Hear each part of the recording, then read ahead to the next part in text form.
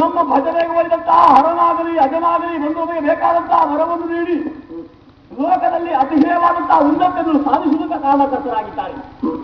ವರಬಲವನ್ನು ಹೊಂದಿ ಸುರನರೋರಗರನ್ನು ಅಳುಕಿಸಿ ಮೆರೆದಂತಹ ವಿಕ್ರಮಿದ್ದೇನೆ ನಾನು. ನಕ್ಷಕ್ರಾರಿ ಎಂಬಂತಹ ನಾಮವನ್ನು ಹುಡುಗಿಯವರಿದ್ದೇವೆ ಪರಾಕ್ರಮದ ಮೂಲಕವಾಗಿ. ಆ ಪರಾಕ್ರಮ ಮೆರೆಸಬೇಕು ಅಂತ ಆದರೂ ಕಾರಣ ಬ್ರಹ್ಮನ ಹಲವಾರು ಹೇಳಿ ನನ್ನ ಹೆಸರು ಕೇಳಿದ ಮೂರು ಲೋಕದವರು ನಡೆಸ್ತಾ ಇದ್ದೀನಿ. ಅಂತಹ ಪಟುಪರಾಕ್ರಮಿಯಾದಂತಹ ಈ ಇಂದ್ರಾಯನ್ನು ಒಂದು ಬಾಣವನ್ನು ಎಸೆಯುವುದರ ಮೂಲಕವಾಗಿ ಮೂರ್ಛಿತನನ್ನಾಗಿದ್ದೀನಲ್ಲ, ದರಿಯಲ್ಲಿ ಮೂರ್ಛಿತನಾದ ನಾನು ಎಚ್ಚರಗೊಂಡು ನೋಡ್ತಾ ಇದ್ದೇನೆ. ಏಕೆಂದು ಕಾಳಗ ಕನ್ಯಾದಾನವಾಗಿ ಲಕ್ಷ್ಮಣ ಇವನ ಒಂದು ಬಾಣಕ್ಕೆ ನಾನು ಮೂರ್ಛಿತನಾಗಬೇಕು ಅಂತ ಏನಪ್ಪ ಅರ್ಥ ಎಲ್ಲವೂ ಸ್ಪಷ್ಟವಾಗುತ್ತಾ ಇದೆ. ಇವರು ಮನುಷ್ಯರು ಈತಗಳು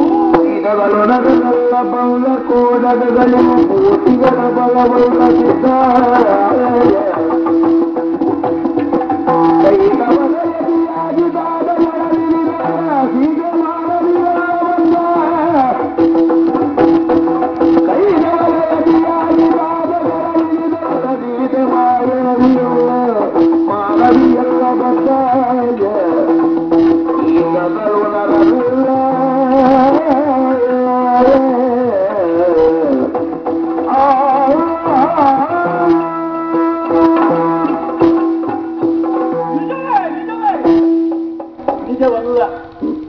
ಇವನು ಮಾನವನ, ಇವನ ಜೊತೆಗೆ ಬಂದ ತಾಯಿ ಅಣ್ಣ ಮಾನವನೇ.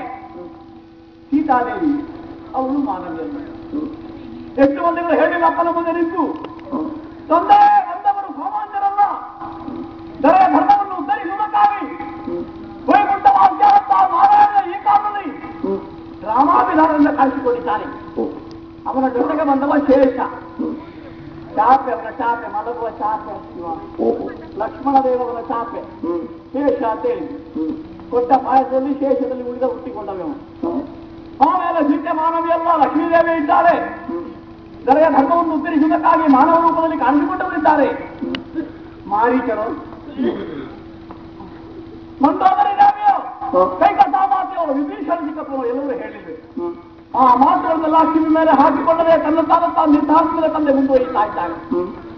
ಹಾಗಿದ್ರೆ ಏನಪ್ಪ ಮನಸ್ಸಿನಲ್ಲಿ ಏನೊಂದರ ಕಂಡುಕೊಂಡಿದ್ದಾರೆ ಎಂಬುದು ಸ್ಪಷ್ಟ. ಈ ಕಪಿಗಳೆಲ್ಲ ದೇವತಾಂತ್ರ ಸಂಭೂತರಾಗಿ ದೇವದೇವರಂತಾದಂತಹ ಕೈಂಕರ್ಯಕ್ಕೆ ನಮ್ಮ ಸಹಾಯವನ್ನು ಸಹಕಾರವನ್ನು ಒದಗಿಸುವುದಕ್ಕಾಗಿ ಈ ರೀತಿಯಲ್ಲಿ ಕಾಣಿಸಿಕೊಂಡಿದ್ದಾರೆ ಅಂತ ಎಷ್ಟು ಮಂದಿಗೆ ಹೇಳಲಿಲ್ಲ. ಹಾಗಿದ್ರೆ ಅಪ್ಪ ಯಾಕೆ ಕೇಳುವುದಿಲ್ಲ? ಅಪ್ಪನಿಗೆ ತಿಳಿಯದೇನು ಅಂತ 4 ವೇದ, 6 ಶಾಸ್ತ್ರ, 18 ಪುರಾಣ ಎಲ್ಲವನ್ನು ಅಭ್ಯಸಿಸಿದಂತ ನನ್ನ ತಂದೆಗೆ ಅದನ್ನೆಲ್ಲ ಪ್ರತ್ಯೇಕವಾಗಿ ಹೇಳಬೇಕಾದ ಅಗತ್ಯವೇನು? ಅವರು ತಿಳಿದೇ ವ್ಯವಹರಿಸ್ತಾ ಇದ್ದಾರೆ ಎಂಬುದು ಸ್ಪಷ್ಟ. ಮನಸ್ಸಿನಲ್ಲಿ ಬೇರೇನೋ ಕಂಡಿದ್ದಾರೆ. ಅತಿಕಾಯನಾದರೂ ತಂದೆಯ ಮುಂದೆ ನಿಂತು ನೀನು ಮಾಡುವುದು ಸರಿಯಲ್ಲಪ್ಪ ಅಂತ ಹೇಳಿದ. ನಾನು ಹಾಗಿರುವವನಲ್ಲ. ತಂದೆಯ ಮುಂದೆ ನಿಂತು ಅಪ್ಪ ನೀನು ಮಾಡುವುದು ಸರಿಯಲ್ಲ ಅಂತ ಹೇಳುವ ಮಗನ ನಾನು.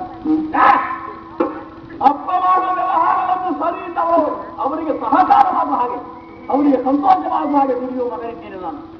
ಒಂದು ಕಾಲದಲ್ಲಿ ಹೇಳಿದ್ದೆ ನಾನು, ಸೀತೆಯನ್ನು ತಂದದ್ದು ತಪ್ಪೇ, ಆದ್ರೆ ಮರಳಿ ಕೊಟ್ಟರೆ ಮಾತ್ರ ರಾಜನ ಕಡ್ಡಾಯವಾಗ್ತದೆ ಅಪ್ಪ, ಯಾಕೆ ಉಳಿಸಿಕೊಳ್ಳು ಅಂತ ಹೇಳಿದವ ನಾನು. ಆದ್ರೂ ತಂದೆಯ ಸಂತೋಷಕ್ಕಾಗಿ ದುಡಿಯಬೇಕು. ಅವನಿಗೇನು ಸಂತೋಷ? ರಾಮನನ್ನು ವಿರೋಧಿಸಿ. ಹಾಗಾಗಿ ನನ್ನ ಧಾರಣೆಗೆ ಬಂದಿದ್ದೇನೆ. ಇಷ್ಟು ಹೊತ್ತಿನ ಹೋರಾಟದಲ್ಲಿ ಒಂದೊಂದು ಸ್ಪಷ್ಟವಾಗಿದೆ. ಯಾವ ಬಾಣ ಪ್ರಯೋಗಿಸಿ ಪ್ರಯೋಜನ ದೇವರ ಮೇಲೆ ಸುಮ್ಮನೆ ಯಾರು ಈ ಅನಂತರ ಮುಂದೆ ನಡೆಯುತ್ತಿದ್ದ ಇವ ಅನಂತರ ವಂಶದವನು. ಆದರೂ ಒಂದು ನನ್ನ ಮರಣದ ರಹಸ್ಯ ಗೊತ್ತಿಲ್ಲ.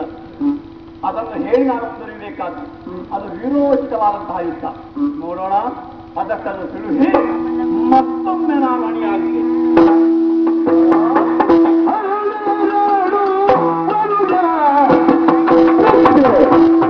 ಆಹಾರ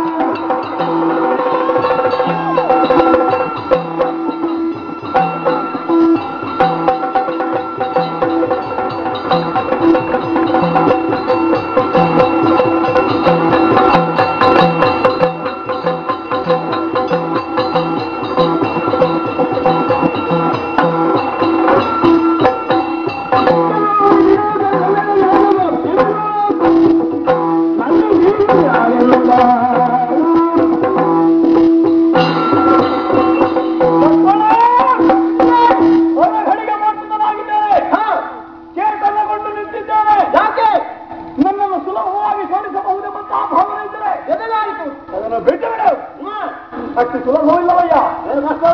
ನನ್ನನ್ನು ಕೊಲ್ಲಬೇಕು ಅಂತಾದ್ರೆ ಇಂದ್ರಾರಿಯ ಮಧ್ಯೆ ಒಬ್ಬ ಇಂದ್ರಿಯ ವಿಗ್ರಹ ಮಾಡಿದವರಿಂದ ಮಾತ್ರ ಸಾಧ್ಯ. ನಿನ್ನಂತ ವ್ರತ ಉಂಟ ಹೇಳು.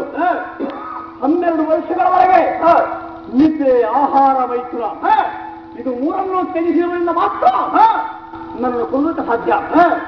ಹಗಲಲ್ಲಿ ದುಡಿಮೆ, ರಾತ್ರಿಯಲ್ಲಿ ವಿಶ್ರಾಂತಿ. ಓಹೋ, ನಿದ್ರೆ ಬೇಕೇ ಬೇಕು ಜೀವಿಯಾದವರಿಗೆ. ಹೌದಲ್ವ ಹೇಳು? ಸತ್ಯ. ಅದನ್ನು ಬಿಟ್ಟಿರುವುದಕ್ಕೆ ಸಾಧ್ಯವಿಲ್ಲ. ಆಮೇಲೆ ಆಹಾರ, ಅದು ಜೀವನಕ್ಕೆ ಹಾರ. ದೇಹ ಅದರ ಬೆಳವಣಿಗೆಗೆ ಉದ್ದೀಪನಕ್ಕೆ ಆಹಾರವೆಂಬುದು ಬೇಕೇ ಬೇಕು. ಅದು ಉಂಟದಿನಲ್ಲಿ ಯಾವಾಗಲೂ ಮಾಡಿದ್ಯಾ? ಇವತ್ತು ತಿಂದು ಬಂದ್ರೆ ಸಾಲದು. ಇವತ್ತು ತಿನ್ನದೇ ಇದ್ರೆ ಆಗಲಿಕ್ಕಿಲ್ಲ. 11 ವರ್ಷಕ್ಕೆ ಬಂದು ತಿಂದರೂ ಆಗುವುದಿಲ್ಲ. ಹೌದಾ? 12 ವರ್ಷಗಳವರೆಗೆ ಅದನ್ನು ಬಿಟ್ಟೇ ಇರಬೇಕು. ಮತ್ತೊಂದು ಸ್ತ್ರೀ ಸಂಘ, ಅದು ಪ್ರಕೃತಿ ಸಹಜವಾದದ್ದು. ಗಂಡಿಗೊಂದು ಹೆಣ್ಣು, ಹೆಣ್ಣಿಗೊಂದು ಗಂಡನ್ನು ಬೇಕೇ ಬೇಕು. ಅದನ್ನು ಮೀರುವುದಕ್ಕೆ ಮಾನವನಿಗೆ ಸಾಧ್ಯ ಇಲ್ಲ. ಹೆಂಡತಿ ನಿನ್ನ ಬಡಿಯಲ್ಲಿ ಇಲ್ಲದೇ ಇರಬಹುದು. ನೀನು ದೂರದಲ್ಲಿದ್ದರು ಮನಸ್ಸಿನಲ್ಲಿ ಒಮ್ಮೆ ಎಣಿಸಿದ್ರೆ ಸಾಕು. ಒಳ್ಳೆ ಚಳಿ ಉಂಟು, ಹೆಂಡತ್ತನ್ನು ಇದ್ರೆ ಆಗುತ್ತಿತ್ತು ಈಗ ಅಂತ ಹೇಳಿಸಿದ್ರೆ ನಿನ್ನ ವ್ರತ ಭಂಗ. ಆ ರೀತಿಯ ವ್ರತವನ್ನು ಅನುಚಾರವಾಗಿ ನೀನು ಆಚರಿಸಿದರೆ ಮಾತ್ರ ಇಂದ್ರಾರಿಯಲ್ಲಿ ಕಳಗಕ್ಕೆ ಇಲ್ಲವೋ ಅದು ಅಲ್ಲ ಅಂತಾರೆ ಯಮನಾರ.